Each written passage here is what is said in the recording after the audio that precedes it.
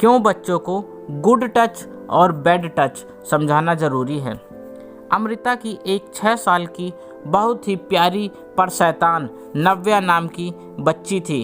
वह बहुत चंचल थी और हमेशा घर से बाहर निकलने के बहाने ढूंढती, और जैसे ही अमृता इधर उधर होती वह घर से निकलकर अपने मोहल्ले में खेलने लगती। अपनी मीठी बातें और चंचलता से उसने पूरे मोहल्ले को मोह रखा था।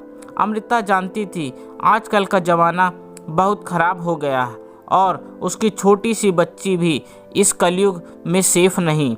वो अपनी बेटी की सेफ्टी को लेके बहुत परेशान रहती, पर उसको समझ में नहीं आता कि वो अपनी नादान सी बच्ची को ये सब कैसे समझाए।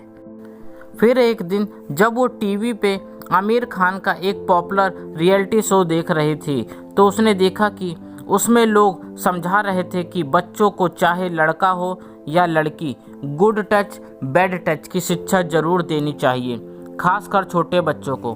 अमृता को समझ में आ गया था कि अब उसे क्या करना है, और वो एक दिन नव्या को अपने पास बुलाती है और उसे प्यार से समझाती है कि गुड टच और बैड टच क्या होता है, और साथ में उससे प्रॉमिस लेती है कि भविष्य में कोई भी बात हो जो उसे गलत लगे या समझ में नहीं आए तो वो अपनी मम्मी को आके ज़रूर बताएगी। अमृता की समझदारी ने कैसी उसकी नन्ही सी जान की ज़िंदगी बचाई, आए देखते हैं। मोहल्ले में एक 60 साल के राकेश नाम के बूढ़े आदमी रहते थे, जिनकी बीवी नहीं थी। वह घर में अकेले रहते थे। उनकी उम्र और सौम्य स्वभाव के कारण सब उनके मोहल्ले में बहुत इज्जत करते थे। वह अकेले रहते थे तो सब उनसे बहुत हमदर्दी भी रहती थी। वह हमेशा अमृता के घर आते जाते रहते थे, पर उस दिन जो उन्होंने किया वो कोई कभी सपने में भी नहीं सोच सकता था। एक दिन जब अमृता घर में कुछ काम कर रही थी तब नव्या घर से चुपके से फिर मोहल्ले में खेलने निकल गई। दोपहर का समय था तो मोहल्ले में ज़्यादा लोग नहीं थे।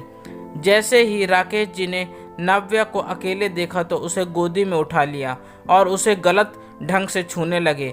नव्या वैसे तो बहुत छोटी थी, पर अमृता की गुड टच और बैड टच वाली बात उसे याद थी, और वो चिल्लाने लगी कि आप गंदे हैं, मुझे अपनी गोदी से उतारो, आप मुझे बैड टच कर रहे हो। अमृता अपनी बच्ची को ढूंढते ढूंढते बाहर आती है और अपनी बेटी को ऐसे चिल्लाते देख वो बहुत घबरा जाती है। उसके होश उड़ जाते हैं। नव्या अपनी मम्मी के पास दौड़ के आती है और उससे गले लगा लेती है और कहती है, अंकल ने मुझे बैड टच किया। देखते ही देखते मोहल्ले के बहुत सारे लोग इकट्ठा हो जाते हैं। सबको राकेश जी की इस घिनौनी हरकत पे बहुत आश्चर्य होता है। सब उन्हें बहुत सुनाते हैं और उन्हें मोहल्ले से बाहर निकाल देते हैं। अक्सर हम बच्चों को लेकर परेशान तो बहुत होते हैं, पर उन्हें गलत और सही का फ़र्क अच्छे से समझा नहीं पाते। आज के ज़माने में हमें किसी पर विश्वास नहीं करना चाहिए। हमें नहीं पता कौन अपना बनकर हमारा नुकसान कर जाए। अमृता ने भी तो कभी सपने में भी नहीं सोचा होगा कि जिस राकेश अंकल को वो अपने पिता जैसे मानती थी वो इतनी नीच हरकत करेंगे। दोस्तों, आपको कहानी का भाग फर्स्ट कैसा लगा प्लीज़ कमेंट और सब्सक्राइब करके ज़रूर बताएं। आपका अपना दोस्त, धन्यवाद।